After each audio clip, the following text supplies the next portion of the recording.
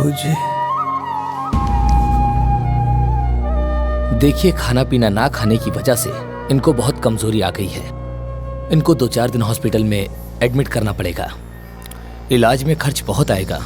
फिलहाल आप 20,000 काउंटर पर जमा करवा दीजिए, बाकी मैं देखता हूँ। ठीक है डॉक्टर साहब। हाँ जी। अरे रहुआ चिंता ना करी, हो जाए।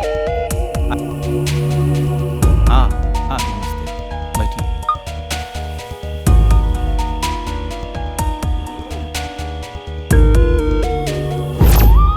हैला हमरे तरफ से रखला।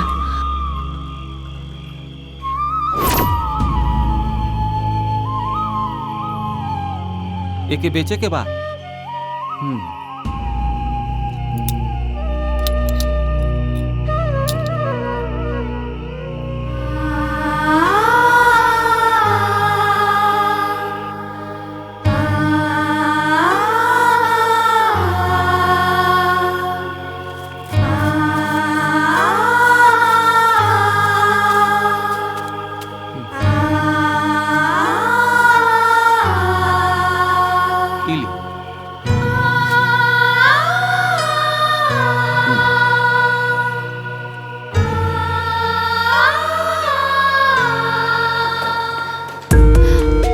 सुनी भैया,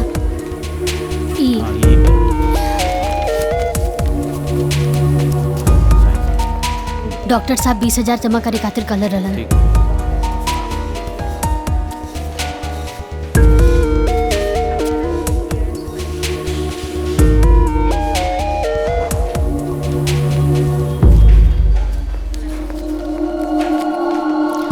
डॉक्टर साहब, अब तबीयत कैसन बा?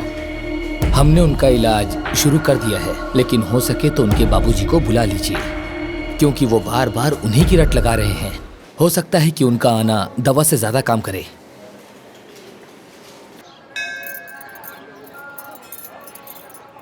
अरे यहाँ से चप्पल कहाँ गई? लौकत ना चप्पल? हमरो चप्पल नहीं खे लौकत। अरे हमरो चप्पल नहीं खे लौकत। पता ना चप्पलवा कहाँ चल गई। माई तोनी लोग के चप्पल यहाँ बा।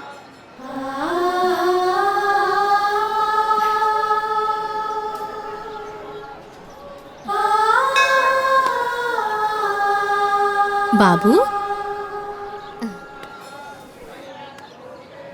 इला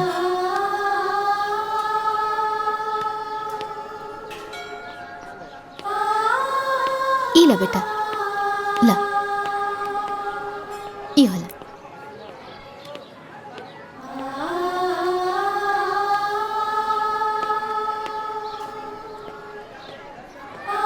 बाबू, तोहर नाम का बा? कहाँ रहेला?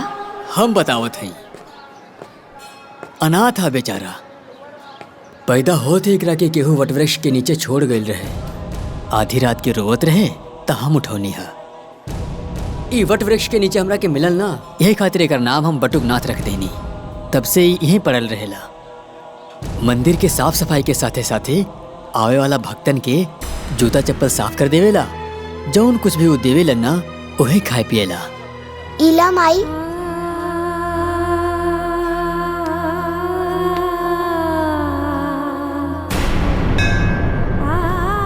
बेटा, तू हमरा के माई कहला। हमार बेटा बनबा, हमरे साथ घरे चलबा। क्रिकेट ना शाम के खेलल जाई। हाँ वहाँ ऐसे छक्का मारी है। हाँ ठीक बा। अरे नालायको, कहाँ से घूम के आवत तारा लोग? वो गार्डन। अरे हम जज हई। अरे पढ़ लिख के कम से कम नायब तहसीलदार तो बन जा लोग। हैं? गांव में हमार थोड़ बहुत तो इज्जत बची रही। ये देखा कपड़ा गंदा कर लेला लोग। कहाँ खेलत रहला? अरे लइकन के डांटल छोड़ी और है ली प्रसाद ले ली। तू ला। देवकी, ई लइका के हो? एकर नाम बटुक नाथ था। ई हमरा के मंदिर में मिलल। अनाथ है बेचारा। ए जी, हमने के लगे 2 गोले के बा, एगो और हो जाई। त्रिदेव जब भी हमरा के माई कह के बुललस है ना, हमरा के अशोक और ओमकार दिखाई देलस। हम अपने ममता के रोक ना पौली और एकरा के लिए आईनी। ठीक बा, जब माई अपन ममता लुटा देनी त बाबूजी भी अपन प्यार दे दी हैं, है ना बेटा? चला हम तो के मिलाओ तनी ई तोहार मझिला भाई असो, गले मिला भैया से। हाँ आवा, अब इनसे मिला, ई तोहार बड़ भाई ओंकार। चला ओंकार गले लगा बेटा। ओंकार का हो गई लेकर रखे? हाँ एकर तेवर तो देखा। लड़का है ना, समय के साथ बदल जाए। ठीक है, चला चल बेटा अंदर चल।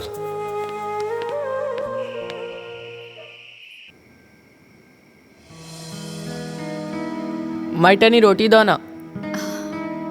माई तरकारी द। हाँ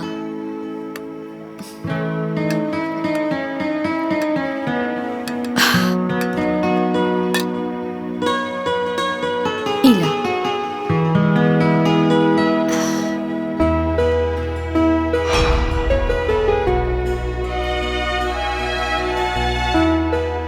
माई टनी गुलाब जामुन दो ना। माई एगो हमरो के दी है। हमू के द। एक तू ले ला, आधा तू ला और आधा तू ला।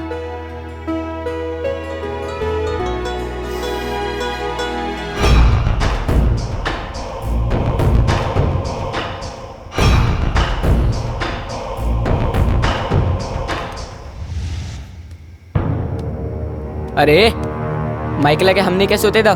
चलो उठ। अरे ओमकार सुत गइल बा ना, तोहनी के बिस्तर लागल बा, जा जाके सुत जा।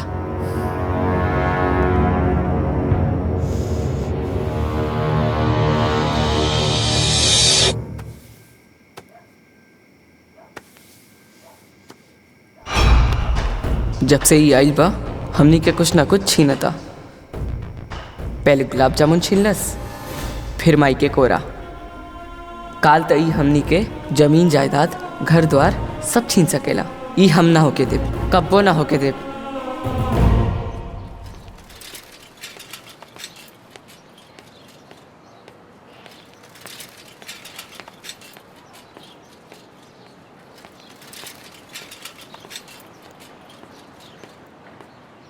रुकी चाचा। हाँ रुकी। हाँ हाँ चल उतर। तोर ठिकाना आ गइल बा, अब हमनी के साथे एक कदम भी आगे मत बढ़ाइए। चली चाचा। हम हूँ स्कूल चलम, माई गुस्सा करी। भैया ऐसा मत करो। हम अशोक के भाई हई, अशोक हमार भाई। ते न दोबारा हमनी के भैया मत कहिए और हमनी के साथे मत आवा। चली चाचा। हम ना हटब। लागत ते ऐसे ना मानबे। हम माई के बात मानब, बस माई के। हम स्कूल जाए तो स्कूल जाए। बार बार हमनी के माई के आपन माई कहता रे। अरे हमार माई कोनो मंदिर के प्रसाद नहीं खे। हमरा लागत ते लात के भूत बाड़े, बतिया से ना मानबे। हाँ अरे भैया ये छोड़ तू बच्चा। अपन काम करा। अरे भैया मत मारो भैया। एकरा के मत मारो, जबरदस्ती भैया आपके मत मारने के भाई नहीं। अरे भैया रुको, बात सुनो। मत मारो भैया, मत मारो। मालकिन, मालकिन, का भाई? मालकिन, ओमकार बाबू बटुक के मारत होवन। का? हाँ मालकिन, वो आपस में लोग झगड़ा कर ले बाड़े। चली जल्दी।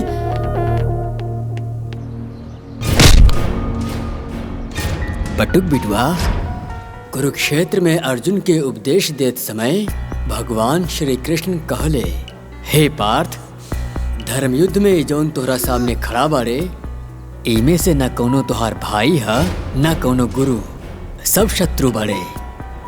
युद्ध करा, युद्ध करा, युद्ध करा।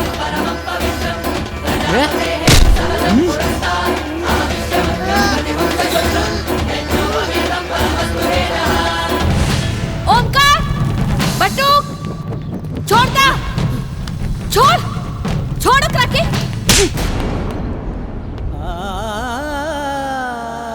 तो के सगा से प्यारा ही पराया हो गई। अरे नहीं बेटा, तू अभी छोट पड़ा ना, यही से हमार बात नहीं के समझता रहा। रुका,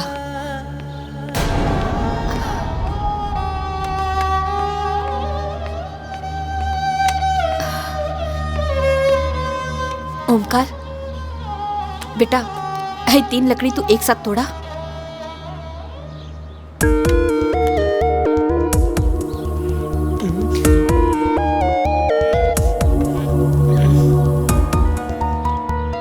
नहीं खे टूटत। अशोक, तू तो तोड़ ले पाना, तोड़ा। नहीं के टूटत। हमरे बटुक के पास तो बहुत ताकत बा, वो तो जरूर तोड़ ली। ला तोड़ा, तोड़ा।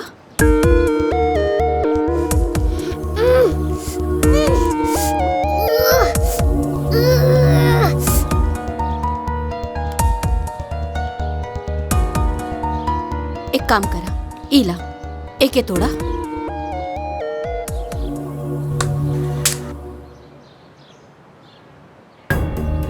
तू तोड़ा।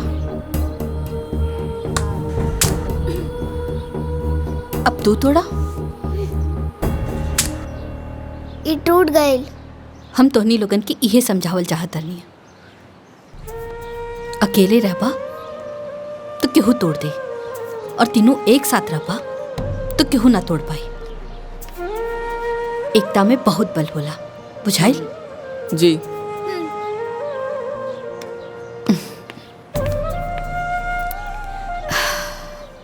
अरे ई हमार सबसे छोटा और दुलरुआ बेटा बटुकनाथ, यहाँ के तो जरूर पहचान गए हो खब। एकदम सही, ई हमें हमार पति परमेश्वर। जय माँ, जय माँ, जय जय माँ, जय माँ, जय माँ, जय जय।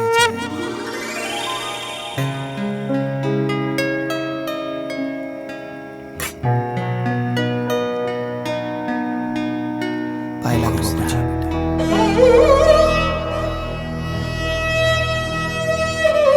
खुश रहो। बात ध्यान रहे।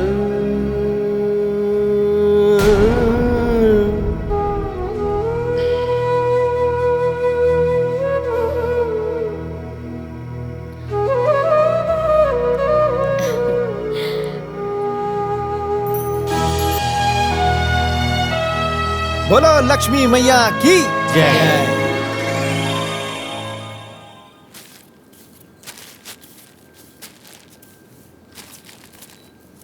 बटुक, ए बटुक, हाँ माई, बोला का कहा तारू? हाय देखा ना, ये सीधा पिसान ना पंडित जी खातिर पान देने बानी, हाय ले जा करके ना दे दिया। ठीक बा। अरे अरे रुका रुका, अब का भइल? ई देखा ना, पैसा देवल तो भूल गई रहनी। हाँ इला, इहो दे दिया, और पंडित जी के जोड़ लगा के ना आशीर्वाद जरूर लिहा, काहे से कि संत महात्मा के आशीर्वाद से ना दुख मुसीबत सब दूर हो जाला, और वैसे भी वो तुहार जीवन दाता बाड़े। ठीक बा, हम आशीर्वाद जरूर लिहब, भूलब ना।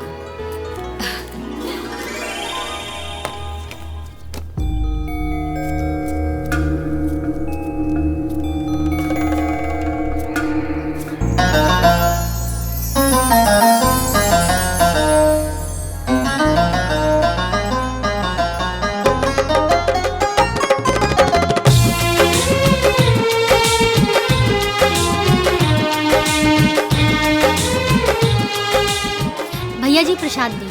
हाँ दे दे। कितना भाई? 250 रुपया। 250 रुपया? अरे एकदम मंदिर में लूट मचोले बाड़ा। अरे सब कुछ महंगा हो गईल बाटे। हमरा के मत बतावा कि महंगा हो गईल बा, हमार बचपन ऐजा बीतल बा, ई कुल 10 रुपए में मिलत रहे। 250 रुपया लाई दी।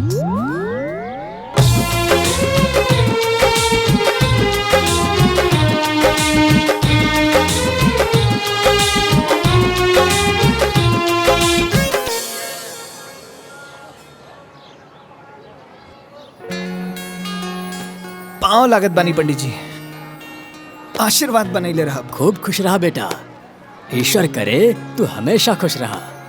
और ही बताओ बेटा, तुम्हार परिवार में सब ठीक बानू?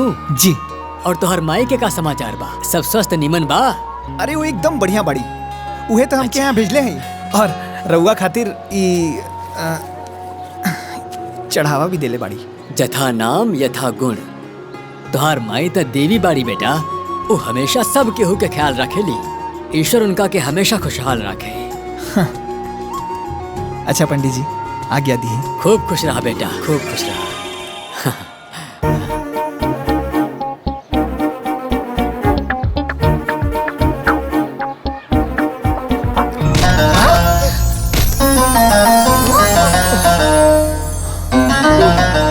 अरे आंधर बाड़ा का, हाँ? दिखाई नहीं देत, हमार सब प्रसाद गिरा देला। अब हम का चढ़ाए भगवान जी के? अब देखत का बाड़ा, मदद करा। न जाने कहाँ से आ जाला लोग, हाँ? हमार हाँ? पागल।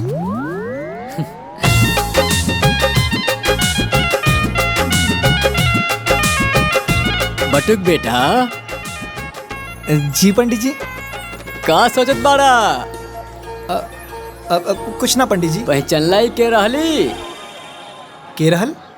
अरे ई उहे सावित्री रहली जौन अपना माई के साथे इहवा आवत रहे। आ तू जेकरा साथे खेलत रहला, कबो कबो लड़त भी रहला।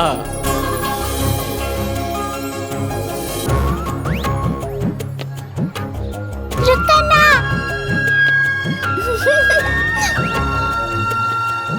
सावित्री बेटा, का करा तारू? इला प्रसाद लेला। नहीं हमार हम ना दे। अरे ना ना लड़ाई के, तोहरा खातिर भी बा। रुका, इला। हाँ खेला। हाँ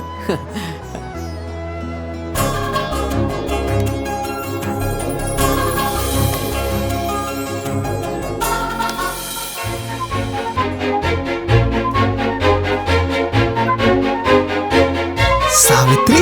हाँ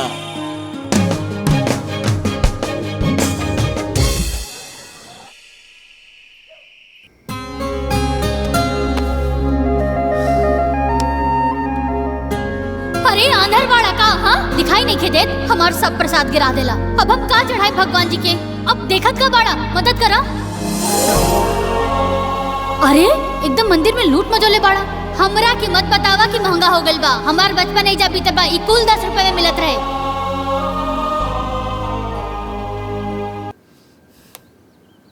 बटू, नाश्ता हो गया तुहार? हाँ। अच्छा ते काम करा ना, तू ना मंदिर चल जा। काहे से कि तुहार बाबूजी ना अपना दोस्त हरिशंकर जी के यहाँ जाए से पहले हमरा से कह के गइल बाड़े। आज मंदिर में सामूहिक विवाह है ना, तो ओहिजा कोनो चीज के कमी ना होके के चाहिए। और हाँ, हमरा तरफ से ना हर एक जोड़ा के एक एक लिफाफा दे दिया। ठीक बा माई, अभी जाता नहीं।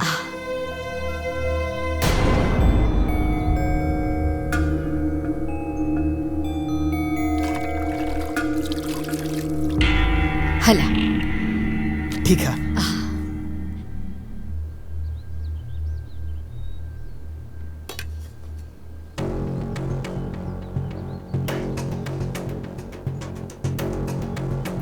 हमनी के का देखत नहीं जा? माई हर काम बटुक से काहे कहेली? अपन सगा बेटा से तो कबो कुछ ना कहेली। घर के सगरी काम नौकर करेलन, मालिक ना। बाकी जेठ जी, हमरा तो लागता कि रउआ लोग नौकर बानी और उ मालिक। चली दीदी, ई बात ना इन्हन लोग के समझ में नहीं खे आई।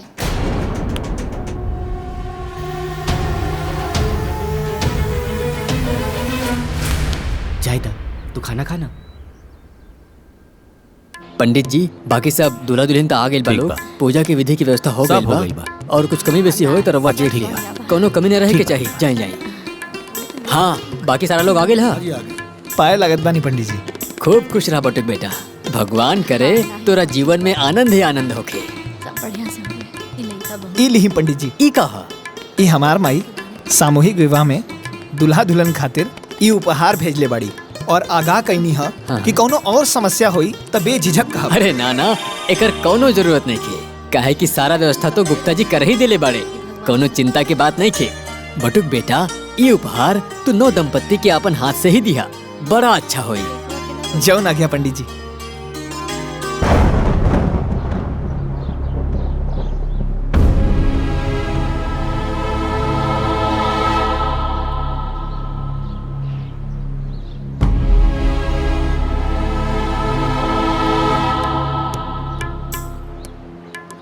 हाँ सोनू ठीक।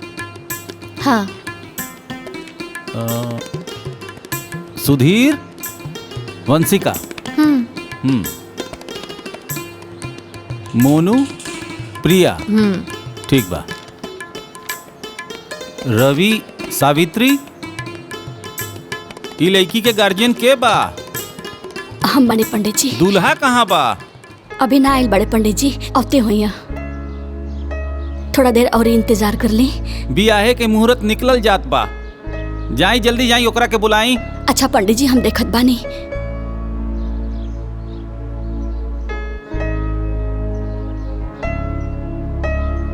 अब सब दुल्हा दुल्हन लोग बैठ जा।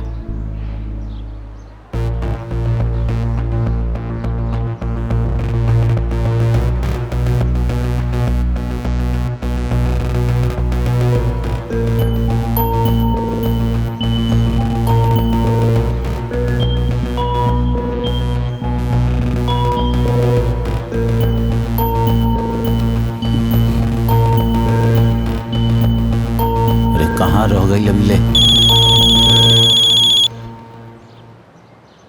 हाँ राम प्रसाद जी, अरे का भइल? रवा लोग अभी तक ना आई नहीं? अरे हम ही शादी ना करब। का शादी ना करब? ना। तई बात पहले ना बतावे के रहल ह। ठीक बा रखी फोन। अरे का भइल? दुल्हा कहाँ गइल? कुछ पता चलल? ना पंडित जी कुछ पता ना चलल। सगरो ढूंढनी है, कहीं कुछ पता ना चलल। पता चल गई, वो लोग अब ना आए वाला बा। का? काहे कि लड़का भी ब्याह करे से मना करत था। हे भगवान, ये का हो गए? अब हम का करी? हमार तो नसीब में फूटल बा। कैसे कुल बनलो काम बिगड़ जाता हमार। धीरज रखा, सब ठीक होई। अरे हो सकेला कि सावित्री बिटिया के नसीब में ऐसे बढ़िया और लिखल होए। ओकरे नसीब में का बा पता ना, बाकी ओकरा के लेके ना हम के जीवन भर जरूर झेले के बा। अरे पैदा होते ही बाप के खा गई। अब लागता कि एकरे चिंता में ना हम मर जाए। ऐसा मत कहा। पता ना कौने जन्म के कर्म बिगड़ल बा पंडित जी, विपत्ति टले के नामे नहीं केले।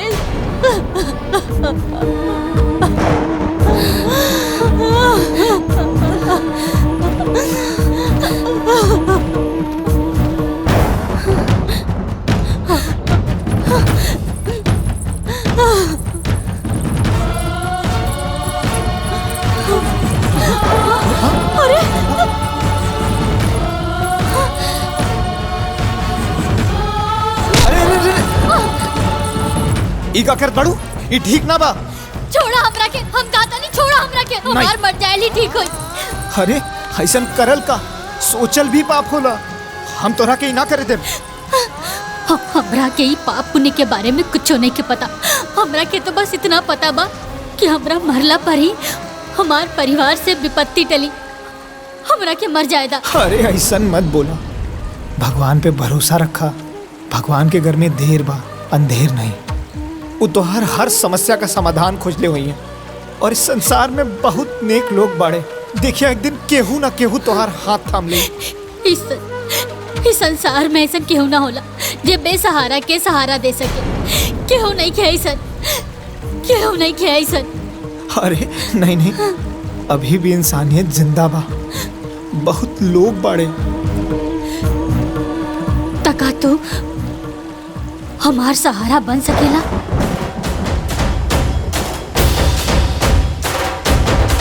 बन तो सकीला, पर बाबूजी से ज्ञान बाटल अलग बात था और वह ज्ञान के पालन कईल अलग बात।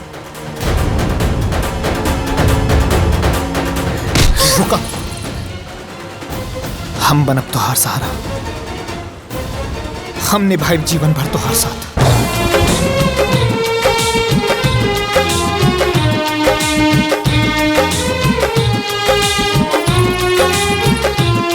अब वर वधू एक दूसरा के गला में माला डालिए। ओम वक्रतुंड महाकाय सूर्यकोटि समप्रभ निर्विघ्नं कुरु मदेव सर्वकार्येषु सर्वदा।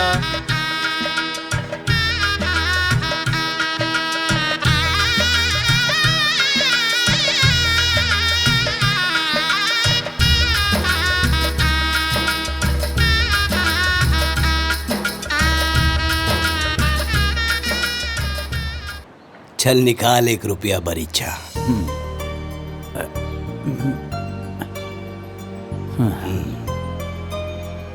आज से तोहर बेटी हमार घर के बहू भइल और हमार बेटा तोरा घर के दामाद। ठीक रही ना?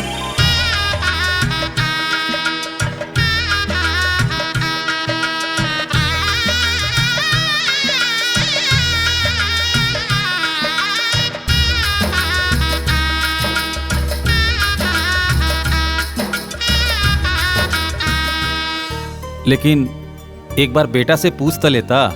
अरे हरिशंकर हमार दोस्त, तारा के पता नहीं के बाप के वचन बटुक खातिर शपथ के समान हो। एक बार बटुक के सांस टूट जाई, लेकिन वो अपना बाबूजी के वचन न टूटे दी। हमार बेटा बटुक कौना भी लड़की के मांग में सिंदूर भरी तो वो तोर लड़की होगी। ये हमार वादा हो दोस्त, वादा।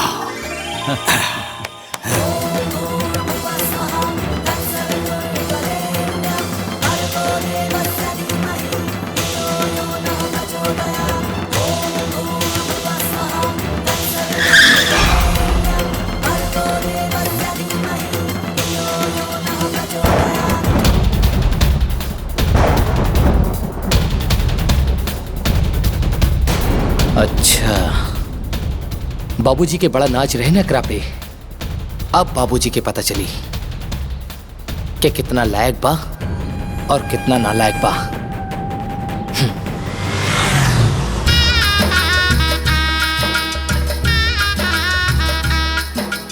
हे भगवान, तुहार लाख लाख शुक्र हा। ई का 1 रुपए के सिक्का? अरे भाग्यवान, ये 1 रुपया के सिक्का ना, भरीचा हो भरीचा। हम अपना बटुक के बियाह तय कर देनी अपना दोस्त हरिशंकर के बिटिया से। बहुत बढ़िया कहनी है बाबूजी। सगुन तो सगुन होला, चाहे 1 रुपया हो चाहे 1 लाख रुपया का हो। अब हमरा समझ में आई कि रउआ रोज सवेरे सवेरे अपना दोस्त के घरे काहे जात रहनी हा। अपना दोस्ती के रिश्तेदारी में बदले। चली, बटुक के बियाह तय हो गई। बियाह तय ना भइल बा, ऊ बियाह कॉल ले बा। उहो सामूहिक विवाह मंदिर में। हे ओंकार, ये का बकवास करत आ रे? अरे हमार बटू कैसे ना कर सकेला? अरे ते बचपने से ओकरा से जले ले, यही खातिर इस तरह बात करत आ रे। अरे हमार बटू बिना हमरा से पूछ ले, बिना हमार आज्ञा ले ले शादी कैसे?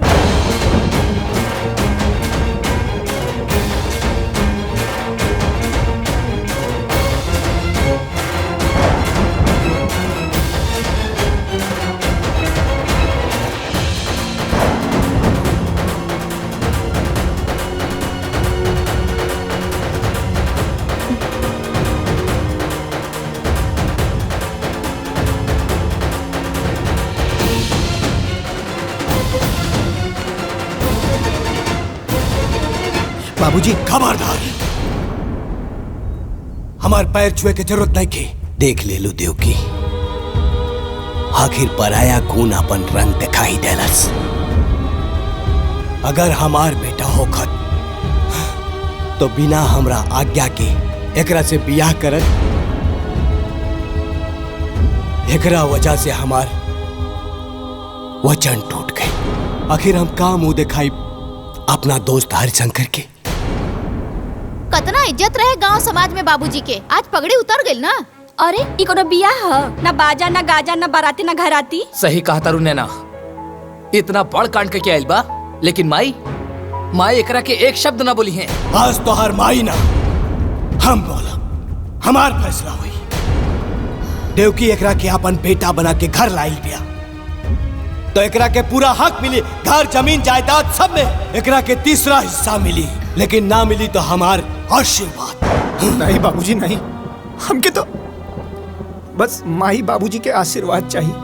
ये सब कुछ ना चाहिए, बस माई के और आपके आशीर्वाद। देवकी, अभी घर में बंटवारा हुई, सिर्फ बंटवारा। बाबूजी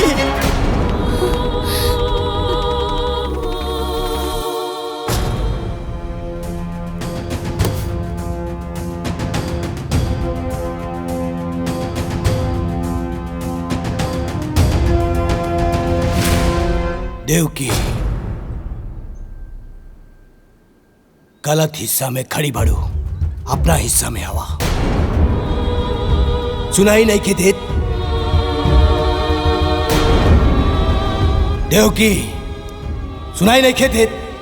कान खोल के सुन ला, अगर वही जे रहा के हो तो तहरा के अपन मांग के सिंदूर पोछे के पड़ी।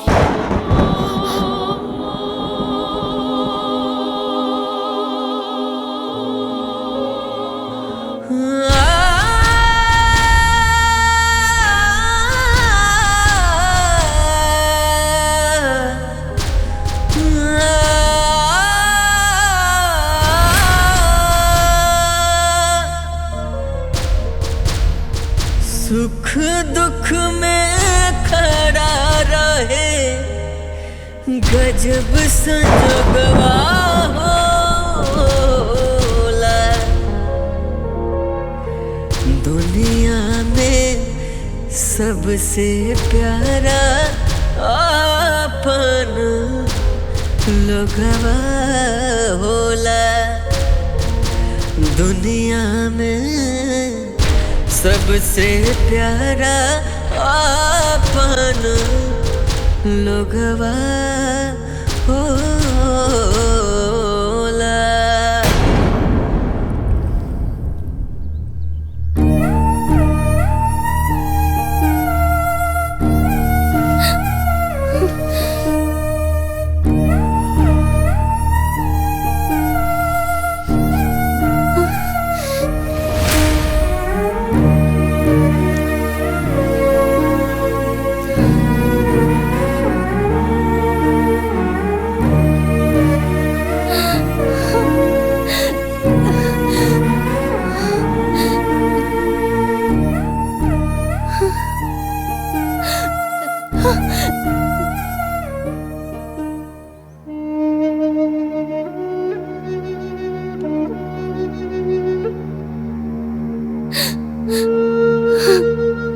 भागन है। पहले बाबूजी के साया सर से उठ गई और जब ससुराल आईनी ता घर के बंटवारा करवा देनी। अरे हमरा जितना अभागन बहू के हुई जेकरा के होकर सास ससुर के आशीर्वाद तक ना मिलल। हमनी के वैवाहिक जीवन माही बाबूजी के आशीर्वाद के बिना अधूरा बा।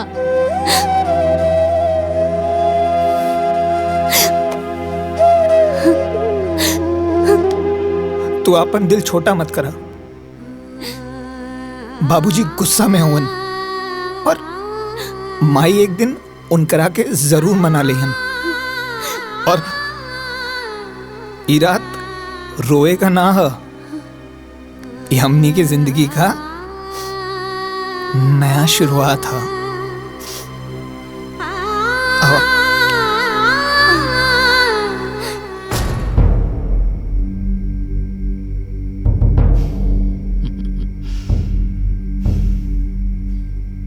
देखी सांप भी मर गई और लाठियों ना टूटल।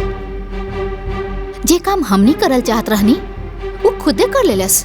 बस बाबूजी जैसे ओके अपना दिल से बाहर निकाल दिले ना, वैसे एक घर से बाहर निकाल देती तो इस सगरी जमीन और जायदाद, एक घर और द्वार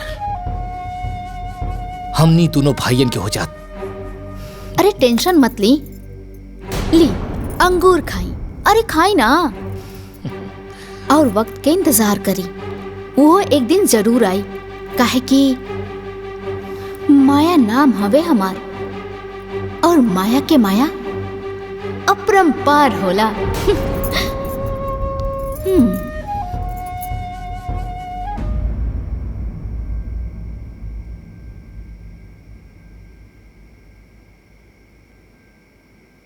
तू काहे मुंह फुला के बैठल बाड़ा? नैना, आज जौन घर में भइल अच्छा ना भइल। बाबूजी के बट्टू के माफ कर देवे के चाहत रहे। आज माई के त्रिदेव खंड खंड हो गई। एकदम दिमाग में गोबर भरल बा का? त्रिदेव खंड खंड हो गई। अरे एक दिन जमीन जायदाद सब कुछ खंड खंड हो जाई। ओकर सोचा कि कैसे सब कुछ ठीक होई। अगर कुछ कर ना सकेला तो चुपचाप सो जा। मातम मनावला के जरूरत नहीं खे।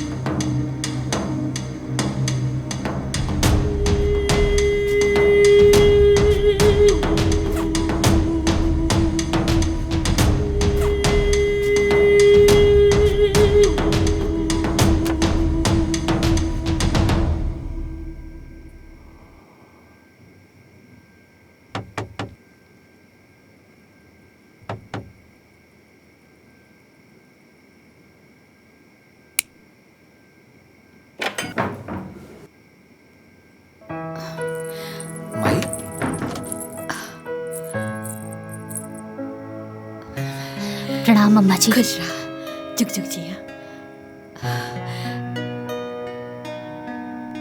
हम तोरा के नीक ना दे पौली ना, यही से नीक लेके आइल बानी।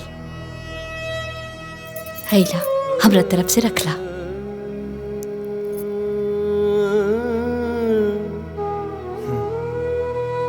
रखला ना।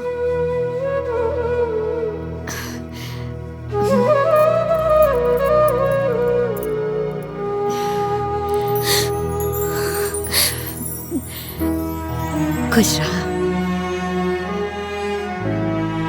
हम ना सब केहू से छिप के आइल बानी। हमार बड़की पतोहिया ना अलगाव होते ही अपने मैके से नौकर बुला लेलस। एक नंबर के काम चोर पिया। काम में मन ना लागेला, बाकी सब चीज पे नजर रखेले। अच्छा हम चलतानी।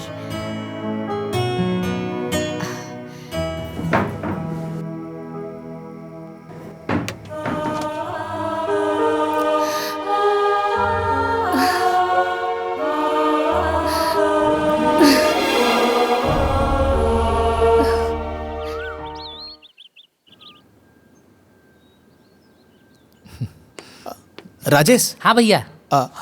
ई बाबूजी के दे दिया। ठीक बा भैया।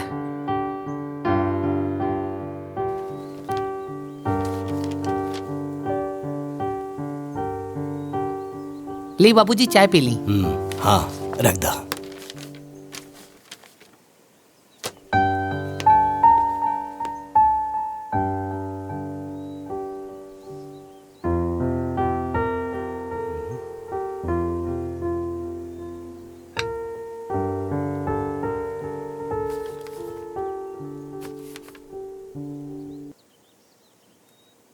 बाबूजी प्रणाम।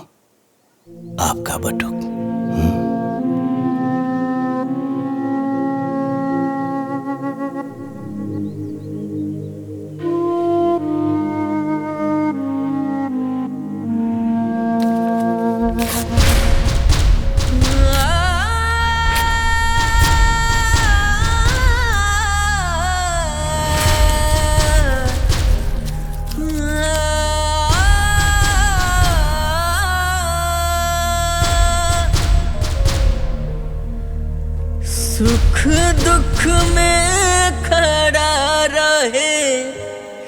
गजब संजोगवा होला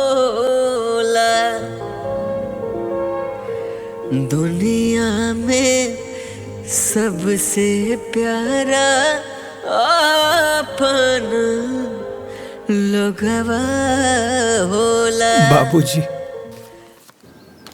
ए छोटकी। जी जेठानी जी बोली।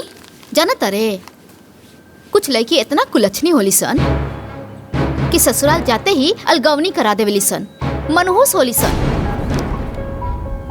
सही कहा तने जेठानी जी, ऐसन बहू भगवान दुश्मनों घरे ना देवे।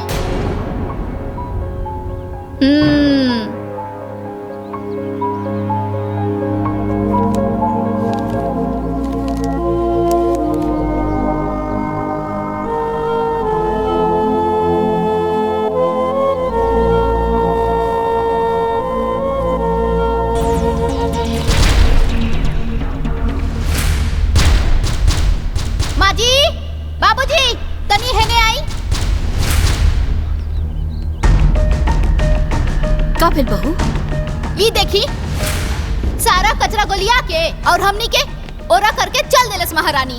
बाप रे बाप कितना पट्टेदारी निभावती अरे। सावित्री सावित्री का भैल जी? ये सब कहा? ये सब कचरा गोलिया के एहर कह दिलू? हम तो ई सूप लेवे खातिर गइल रहनी, कूड़ा उठावे खातिर।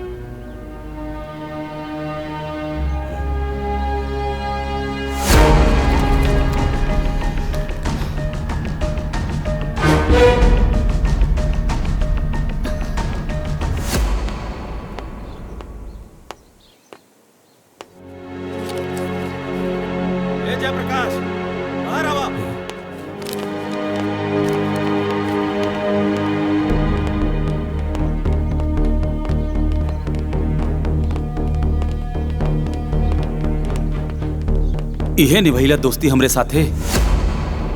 अरे पूरा गांव में थू थू होता। अमानत देले रनी तारा के, तार बेटा से हमार बेटी के बियाह करावे खातिर। अरे चुप काहे पड़ा, बोलत काहे नहीं खे? अरे कहां गई तोहर वचन? कहानी की एक बार पटुक से पूछ ला, लेकिन ना।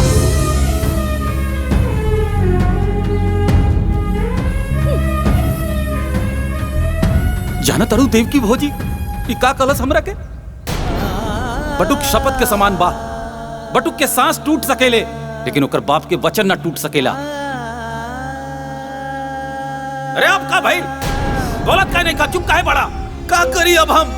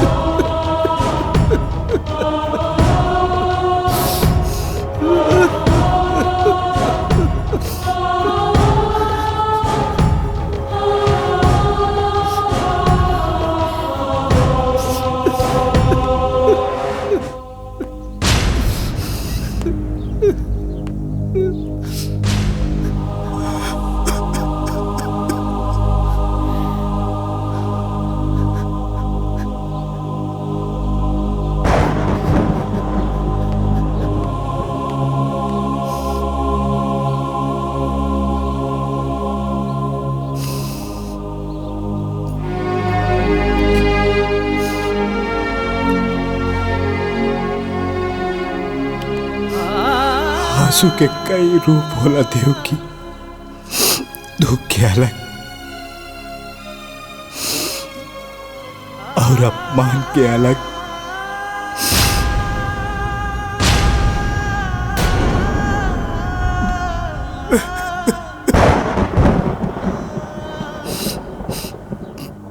दुख के आंसू पिया जाला,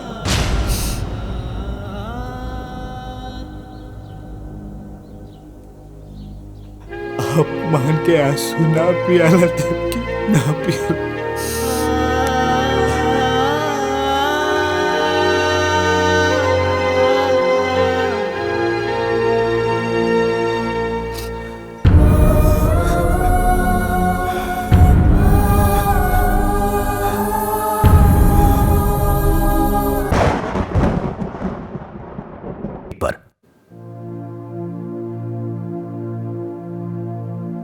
आज हमार वजह से पहली बार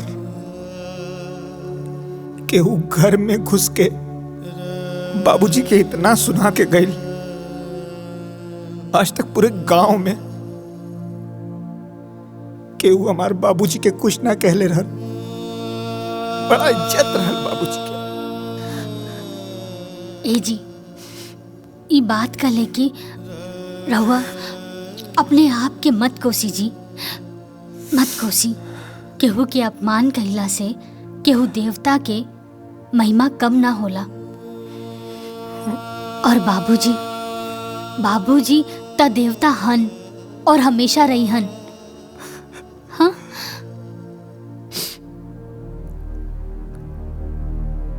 आज तो देवता के भी अपमान हो गए। हाँ देवरानी जी, ये अपमान बाबूजी के गुस्सा के आग में घी डाले के काम कैले बा। और अब बाबूजी के सीना के जरत नफरत की चिंगारी एक दिन ज्वालामुखी बन जाई। ओकरा बाद बाबूजी ओकरा के खुदे निकाल दिए घर से।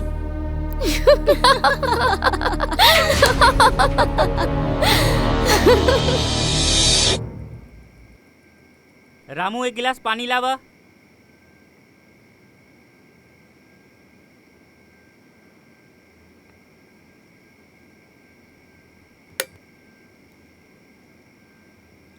ए जी, घुरहु आयल रहे, कहला सा कि कल खेत में खाद वाद डाले के बा।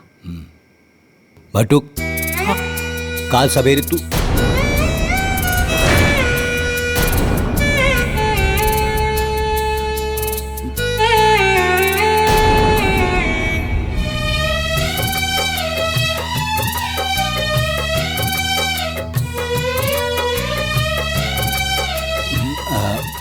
ओंकार, काल सवेरे तू ब्लॉक पे चल जाइया और वजह से 4 बोरिया यूरिया 2 बोरिया डाई ले ले आइया।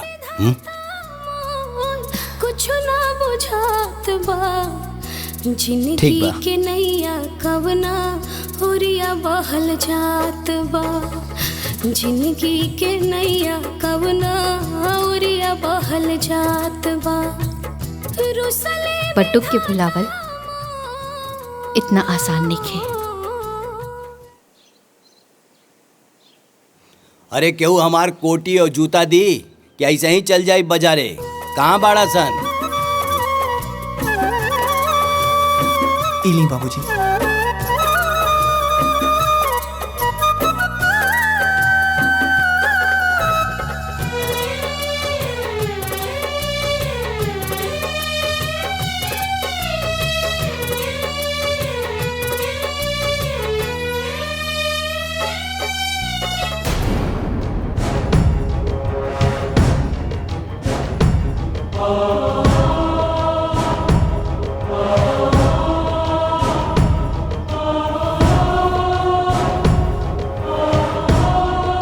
ए जी सुनी,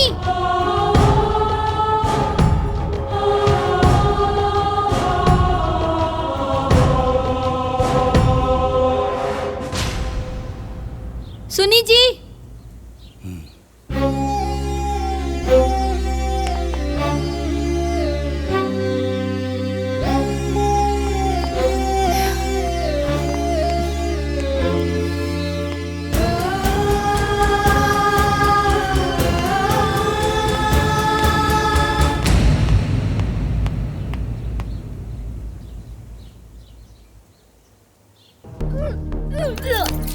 हाँ, का भइल हो? तबीयत तो ठीक बानू? उल्टी? ई उल्टी कोनो दिक्कत ना हाजी, बल्कि खुशखबरी है। हम माई बने वाला बानी और रहुआ बाबू। सावित्री,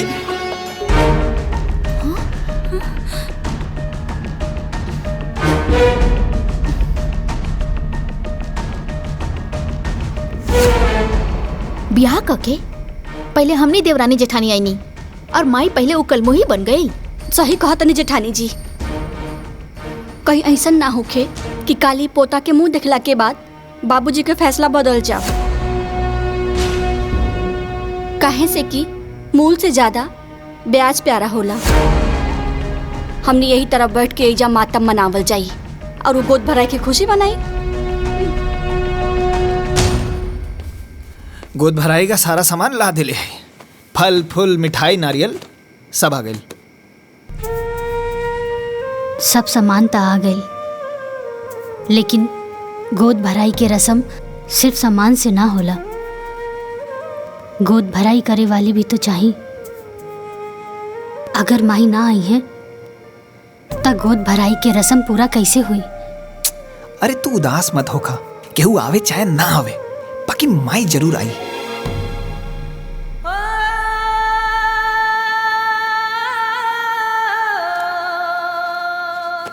लाई पैर दबा दे।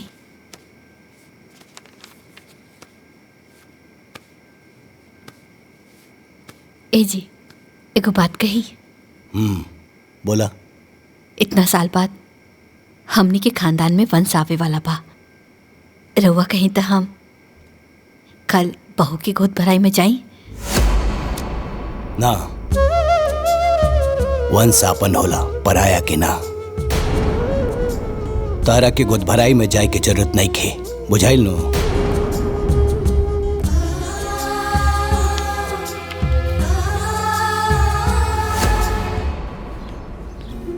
ए दीदी, हाँ आज हमरे छोटकी पतोहिया की गोद भराई है तो जरूर अइहा।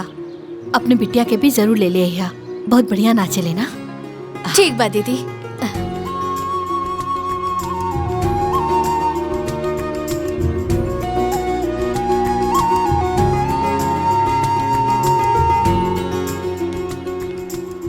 बिटिया, आज ना हमरे छोटकी पतोहिया की गोद भराई है तो जरूर अइहा। ठीक बा, आ जाई। बाबूजी, माई ओहर गई है गोद भराई के रस्म में। हम अपना आंखें से देख के आईनी हा। रउआ हमार बात के भरोसा करी ना बाबूजी। अगर भरोसा नहीं के होत तो छोटकी से पूछ ली। बाबूजी, दीदी सही कहा तनी, हमहू माई के वहाँ देखले रहनी हा। बहू, अगर तू लोगन के बात सच निकलल तो सोच ला, आज के बाद से देवकी भी हमरा लिए मर गई। चला लोगन। चली बाबू। हाँ चली बाबूजी।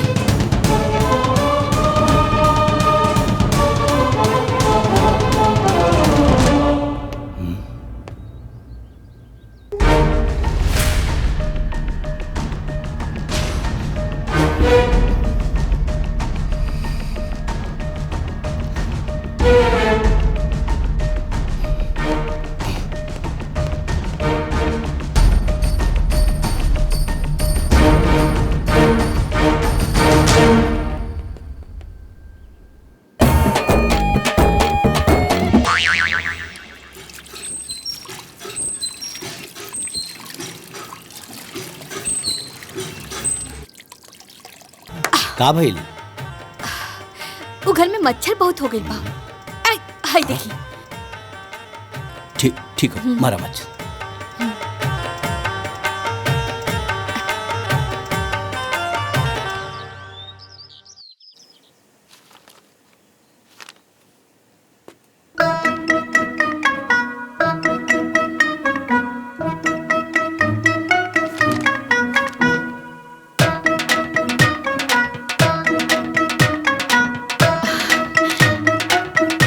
ए जी, कृष्ण भगवान के जन्म कृष्ण पक्ष अष्टमी के दिन भइल रहे ना?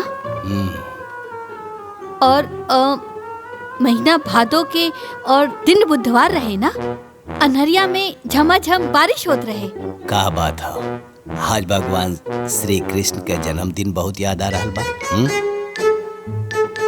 नहीं नहीं, और रउआ का अखबार में लगल बा। चाय पी ना, ठंडा हो जाए। हाँ हाँ।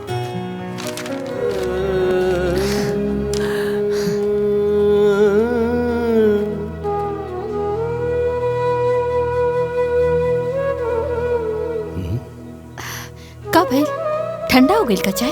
ना ना ठीक बा। माई इशारा दे देली कि लड़का का नाम का रखी।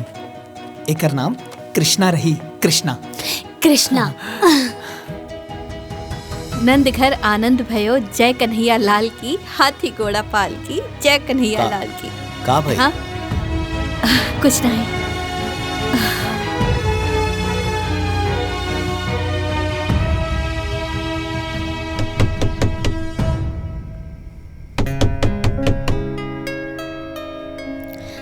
ले ले ले ले ले ले बापू मेरा।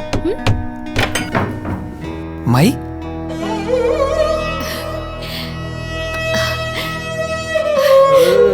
इना चांदी के कंगन बाबू खातिर लाइल बानी, पहना दिया। हाँ आ बेटा। अरे बाप रे बाप, वाह रे हमार किस्मत। भगवान हमरे जैसन किस्मत ना केहू के ना दे। पहले पतों से छिपके मिले ही नहीं, और आज अपने पोता से। अरे दादी, दादी है। हाँ हमरा के दादी पुलवा ना। हाँ रोता।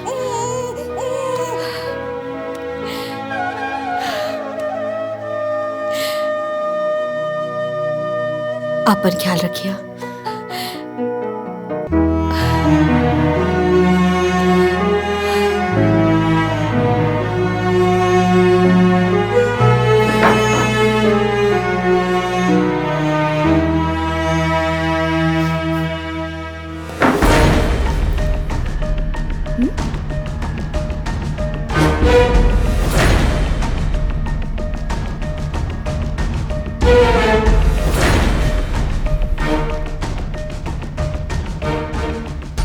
माँ जी के पोता खातिर ही प्यार एक दिन हमने खातिर बहुत घातक हो सकेला। माँ जी रउआ प्यार के अमृत के वर्षा बहुत कर लेनी, अब बारी सास के ना बहू के हा।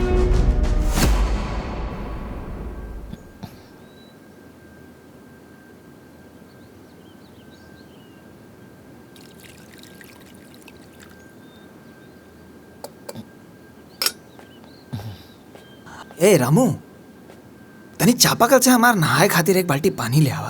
पता नहीं क्या सुबह से बहुत हाथ पिरा था। ठीक बा, लेकिन ई बात मालकिन के ना पता चले के चाहिए, ना तू अपना घर से हमरा के भगा दी है। अरे अरे ना पता चली, सब लोग कमरे में बा। तू जो। ठीक बा।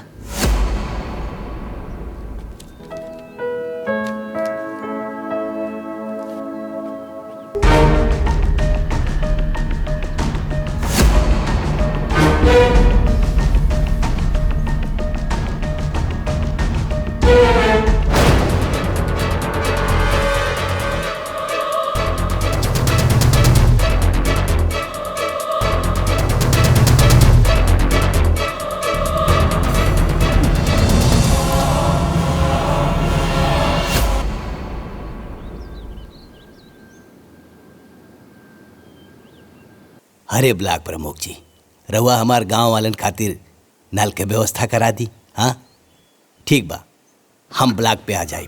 हाँ जयराम जी की। ली बाबूजी चाय पी ली। अरे रामू, हाँ आज के अखबार कहाँ हो भाई? हमके लागता अंदर बा। जल्दी ले आवा। अच्छा।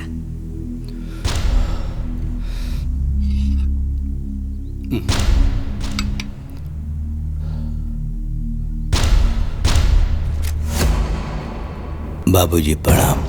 आपका बटुक।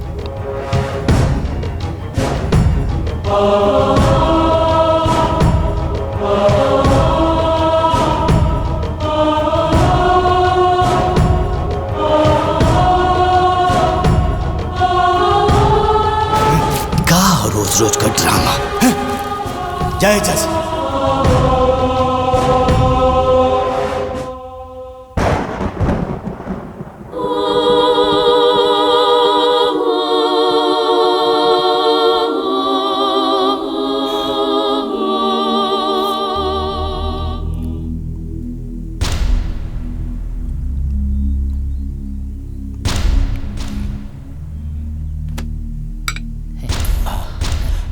काबिल बाबूजी? बाबूजी चक्कर गया होता। चक्कर होता? ओमकार भैया, अशोक भैया, मालकिन, भाई जल्दी आए, देखिए बाबूजी के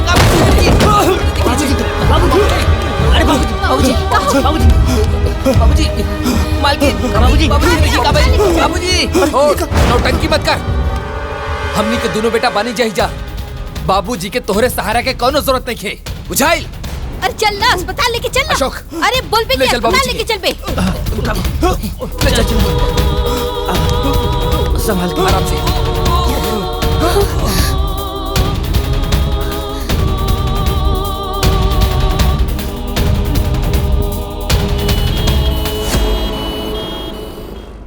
ओह माय गॉड, मेरा शक सही निकला। चाय में जहर था।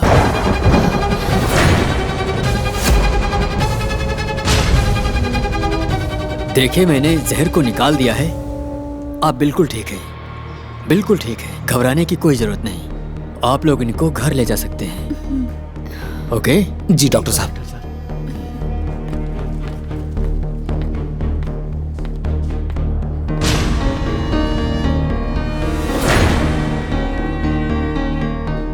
का रामू, चाय में जहर के में ले रहे हैं?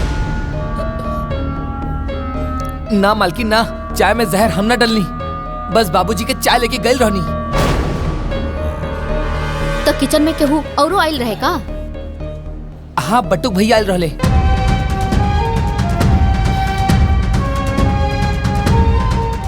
बटुक?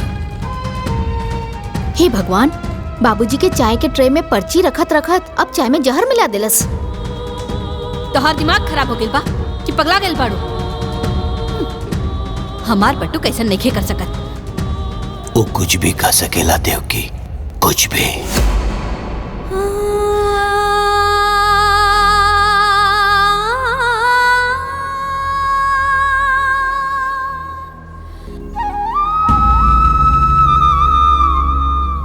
हे भगवान, हमार बाबूजी के कुछ ना होके दे, चाहे हमार जान ले ली, बाकी हमार बाबूजी को एकदम ठीक कर दे, एकदम ठीक कर दे।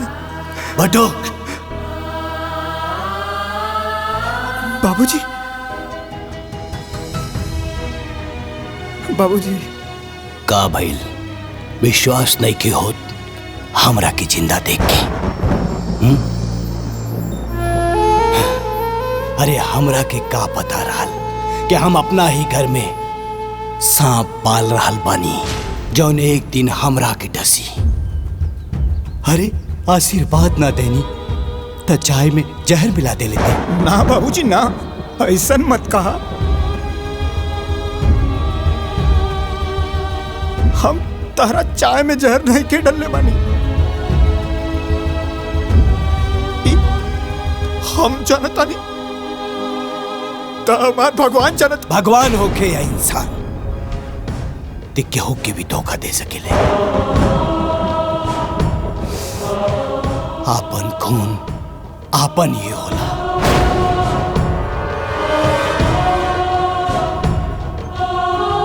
पराया खून पराया ही होला, ये आज हम जान गए नी। रिश्ता के अहमियत ई का समझी देवकी। तू ही एकर हाथ पकड़ के घर में लायल रहलू, और आज तू ही एकर हाथ पकड़ के घर से बाहर निकलबू। ये हमार फैसला हो। अरे बाबूजी, चाहे हमरा के डांट ला, चाहे हमरा के मार के घर से निकाल दा, लेकिन हमरा के माथे पर इतना बड़ा कलंक लगा के हमरा के घर से बाहर मत निकाला बाबूजी। हट निकाला बाबूजी। देवकी, सुनाई नहीं की देख। खड़ा रहे गजब संजोगवा होला, दुनिया में सबसे प्यारा अपन लोगवा होला, दुनिया में सबसे प्यारा अपन लोगवा होला।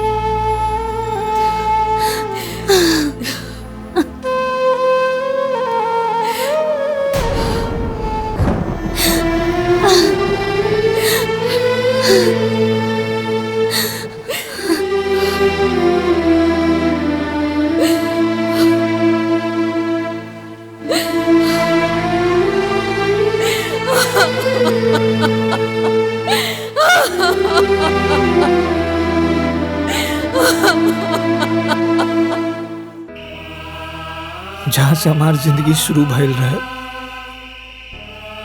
आज फिर से हम वहीं आ गए बानी। मत रोआ बेटा, मत रोआ। अरे सच के चांद के झूठ के बादल घेर ले बा। समय की हवा चली, एक दिन ही झूठ के बादल उड़ जाए, फिर सच के चांद चमकी, एक दिन जरूर चमकी।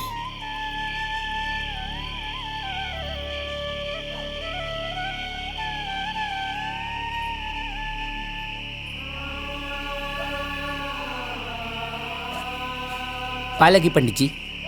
खुश रहा। बटू कहाँ बाटे? भीतर घर में बा। है उनकर माई सामान भिजोले बाड़ी, कहनी की जाके दे दिया। ठीक बा। ठीक ना? प्रणाम पंडित जी। खुश रहा।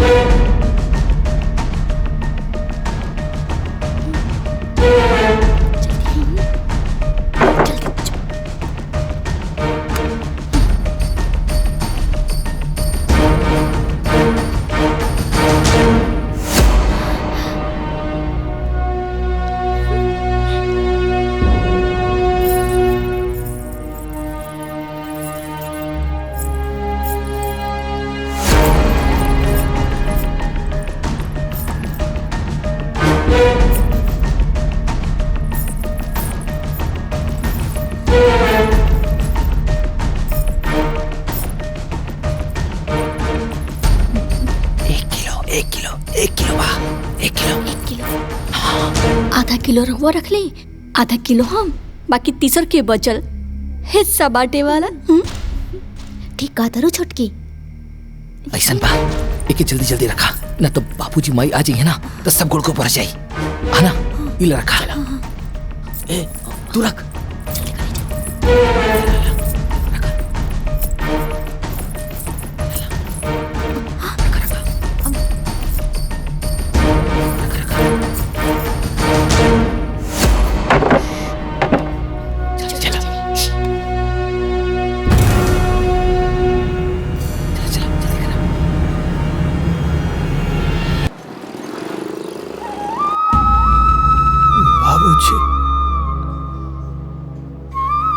बाबूजी, बाबूजी। देखिए, खाना पीना ना खाने की वजह से इनको बहुत कमजोरी आ गई है। इनको 2-4 दिन हॉस्पिटल में एडमिट करना पड़ेगा। इलाज में खर्च बहुत आएगा। फिलहाल आप 20,000 काउंटर पर जमा करवा दीजिए, बाकी मैं देखता हूँ। ठीक है डॉक्टर साहब।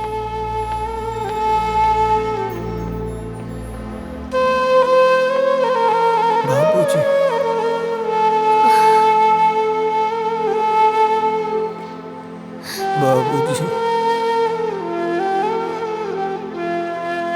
बाबूजी,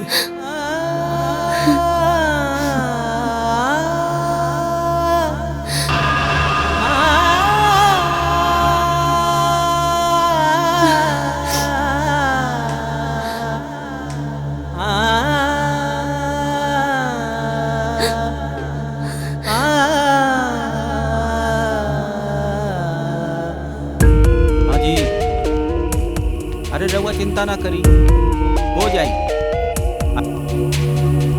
हाँ हाँ, बैठिए।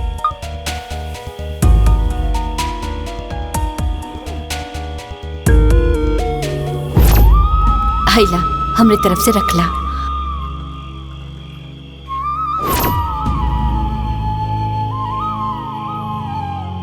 एके बेचे के बाद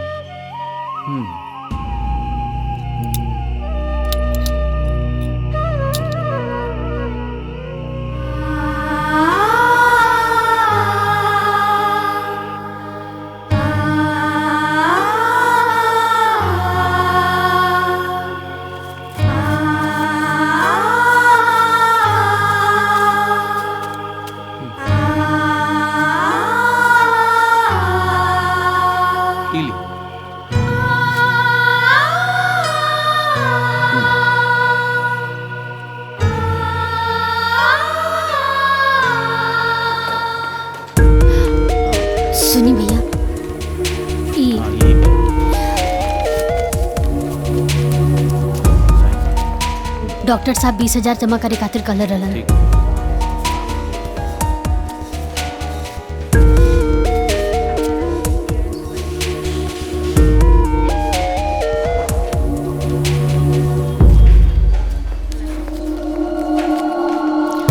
डॉक्टर साहब, अब तबीयत कैसन बा? हमने उनका इलाज शुरू कर दिया है, लेकिन हो सके तो उनके बाबूजी को बुला लीजिए, क्योंकि वो बार बार उन्हीं की रट लगा रहे हैं। हो सकता है कि उनका आना दवा से ज्यादा काम करे।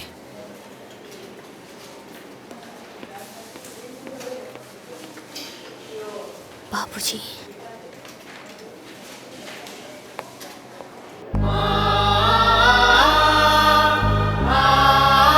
बाबूजी, बाबूजी।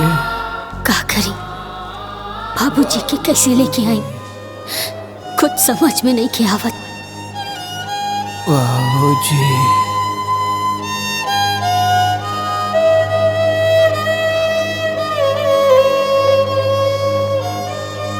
बाबूजी।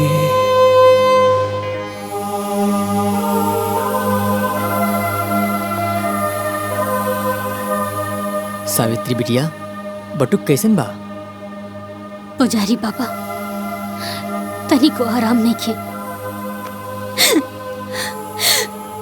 तनी को आराम नहीं के। सावित्री बिटिया मत रोवा, हिम्मत से काम ला। कल वट सावित्री माई के व्रत बा, तूहू व्रत रखा। सावित्री माई सबके सुहाग के रक्षा करेली, तोहरो सुहाग के रक्षा उहे करी। अरे जौने वटवृक्ष के नीचे सावित्री माई के निवास बा, उहे वटवृक्ष के नीचे बटुक हमके मिलल रहे।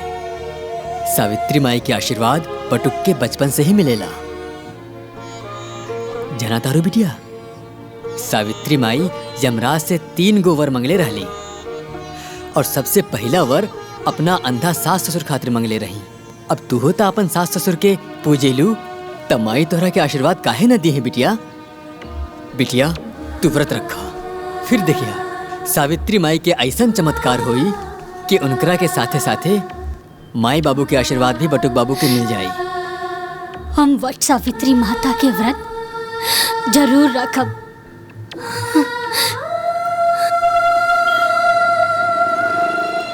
घर में दू गो बेटा बा, अपने मेहरारू के साथ टीवी देखत रहिए, अपने माई बाबूजी के साथ अस्पताल ना आ सकेला। आज हमार पट्टुक होत ना बाबूजी।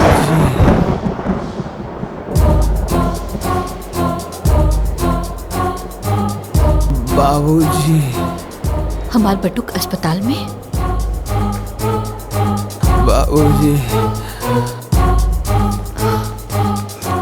डॉक्टर साहब, एक हाँ बोलिए। ई लड़का के का भइल बा? कोई बीमारी नहीं है, उसे कोई सदमा लगा है, इसीलिए काफी कमजोर हो गया है। बेहोशी की हालत में भी बाबूजी बाबूजी बोलता रहता है। बाबूजी। सुख दुख पता नहीं कैसा निर्दयी बाप है इसका कि एक दिन देखने तक ना आ सका। Excuse me. बाबूजी, दुनिया में हमार आत्मा तो आज भी माने के तैयार नहीं थे। हमार बटू ऐसा कुछ कर सकेला, ओकर बाबूजी ओकरा पर विश्वास नहीं करत। ऐसे बड़ा सदमा और का हो सकेला। हमार पतोहिया सब परेशानी अकेले सहलस। हमार पोता कहाँ होई, केकरा पास होई हमार पोता? ए जी, दुख में दुश्मन के पास भी चल जाला। आज तक रवा जौन कुछ भी कहली हम मना न कैली। आज हम रवा से हाथ जोड़ के विनती करतानी, हमरा पतो और पोता के पास जाए दी। हम अपने सुहाग के क्रिया खा के कहतानी कि खाली दूर से देखब, बात न करब। मान जाए, हम विनती करतानी, मान जाए। बाबूजी।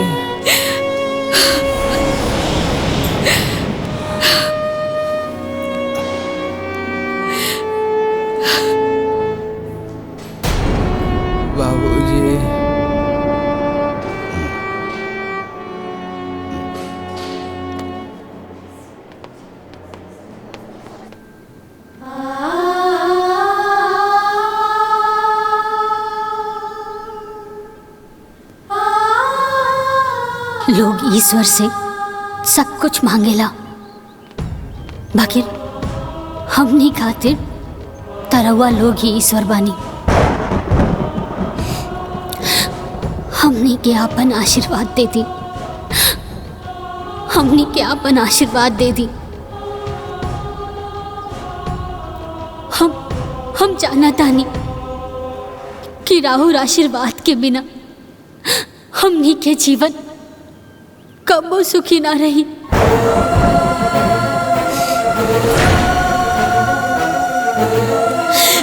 कबो सुखी ना रही।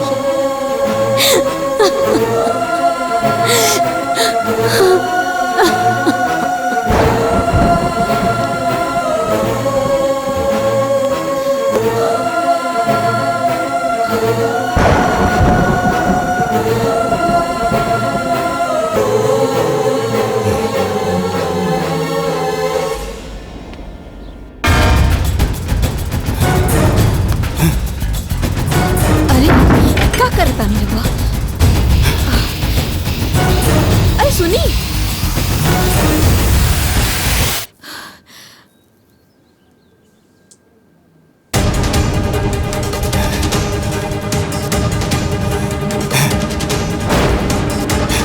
ये क्या करता है? ओंकार, अशोक, बाबूजी है आज ये घर घर ना अदालत हो, और ये अदालत में वो जहर वाली केस के फाइल खुली और बारी बारी सबके बयान लिया जाए। अस्पताल में सांस जोड़ जोड़ के जौन लड़का जी रहल बा, हमार नाम ले रहल बा। घर में होकर पत्नी मंदिर में भगवान के जगह हमार तस्वीर लगा के पूजा कर रहल बिया। हमरा के भगवान मान ले बिया। उ लइका और ओकर पत्नी हमार जान ना ले सकेले। हमरा के पूरा यकीन हो गइल बा ये दुष्कर्म तू ही लोगन में से केहू एक कैले बा। हम 3 लेकिन गिनब, फिर जे आरोपी होगी वो सामने आ जाए, ना तो ये माचिस के तिली जला के हम पूरा घर जला दे। हमरा साथे साथे पूरा परिवार जली और मरी। बाबूजी ऐसा मत करिए बाबूजी। 2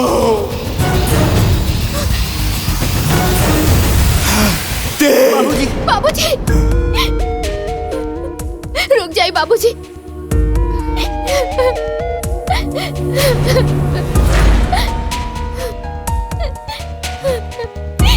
ये महापाप हमरा से हो गए बाबूजी, हमके माफ कर दी।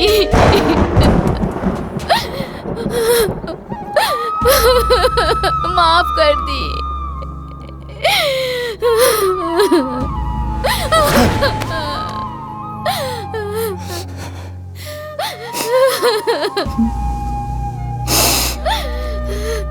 ये पाप ते काहे कैले रे पापी, काहे कैले? बाबूजी हम लालच में आ गए रहनी। हम ही ना चाहत रहनी कि घर जमीन जायदाद के 3 हिस्सा लागे।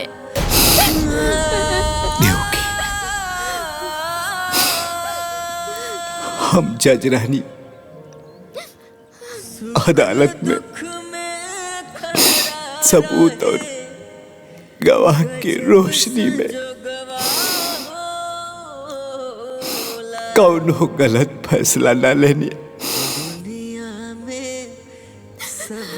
बाकी पता ना कैसे अपना ही घर में, अपना ही परिवार में गलत फैसला सुना देनी। अब पहले ही बहुत देर हो गई बा, अब और देर ना करी, चली। अब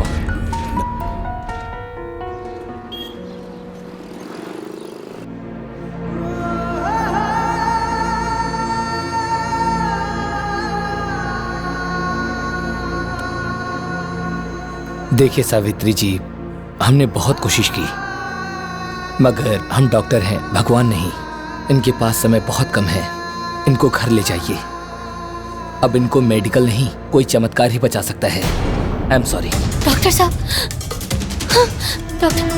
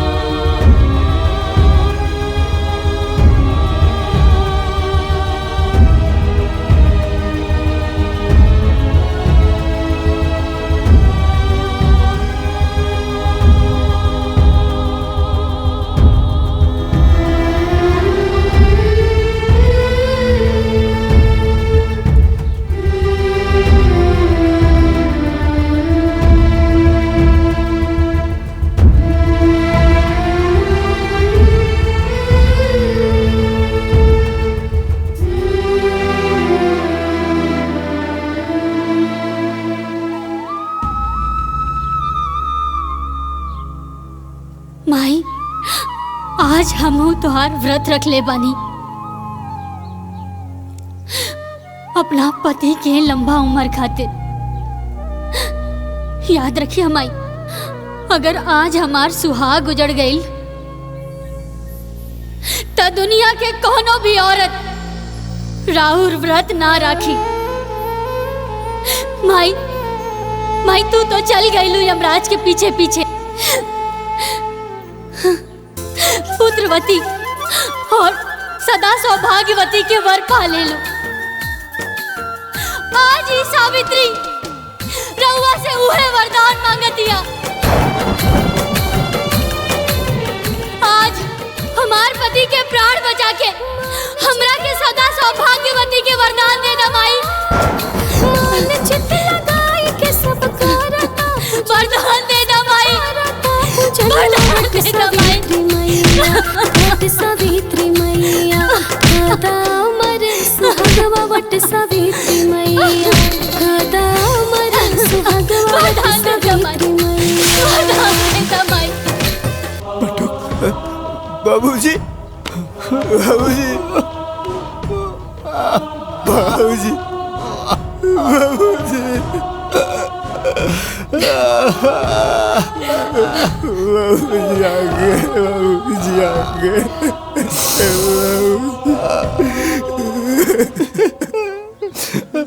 बेटा, अच्छा बुरा पहचाने में हमरा से बहुत देर हो गई, हो सके तो हमरा के माफ कर दो बेटा। ना बाबूजी ना, रहुआ तो हम जैसन अनाथ के नाथ हुआ। हमरा से माफी मांग के हमरा के इतना छोट मत करा बाबूजी, शर्मिंदा मत करा।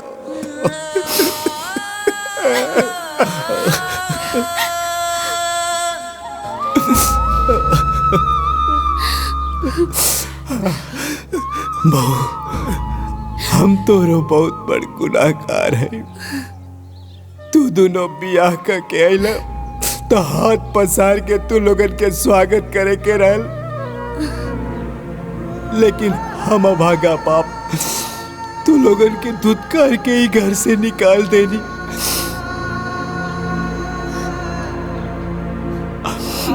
हो सके तो हमरा के माफ कर दा बहू। बाबूजी, राहुरी हाथ माफी मांगे खातिर ना, बल्कि हमेशा सदा सौभाग्यवती रहा के आशीर्वाद देवे खातिर उठे के चाहिए। आशीर्वाद दी हमरा के। खुश रह बहू, खुश रह।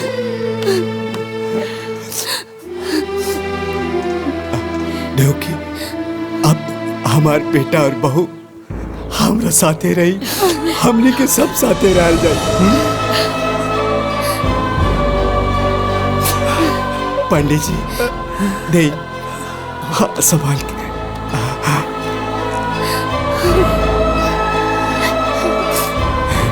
हमरा घर के चिराग।